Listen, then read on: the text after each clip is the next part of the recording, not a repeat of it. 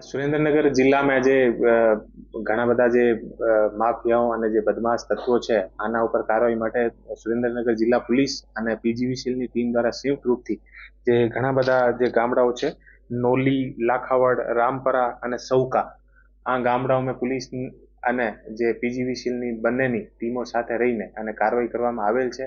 અને કાલે જે કાર્યવાહી અત્યારે જે અમે લોકો કાર્યવાહી કરી છે અમે પીજીવીસીએલની 120 ટીમો હતી અને પોલીસની અને સાથે 300 ની આસપાસ પોલીસ અમે હું જાતેથી અને એએસપી શ્રી અને ડીવાયએસપી લીંબડી અને એલસીબી અને એસઓજી તમામની ટીમો સાથે રહીને અને ત્યાં કાર્યવાહી કરવામાં આવેલ છે. અને એ ગામડાઓમાં લગભગ 2.53 યાની 2.5 કરોડનો દંડ પીજીવીસીએલ દ્વારા આ લોકોને ફટકારવામાં આવે છે.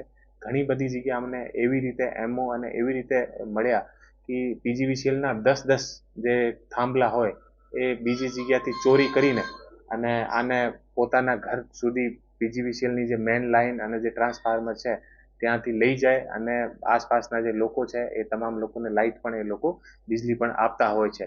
અને એ જે લોકો છે જેના ઉપર અત્યારે કાર્યવાહી કરી છે એ લોકો જે બુટલેગર અને બીજા ઘણા બધા એવા જે ખનીજ માફિયાઓ અને બીજા તમામ પ્રકારના જે કોઈ સરિયા ચોરીના અને બીજા જે કેમિકલ કટિંગના એવા જે લોકો હતા આના ઉપર અત્યારે કાર્યવાહી કરવામાં આવેલ છે.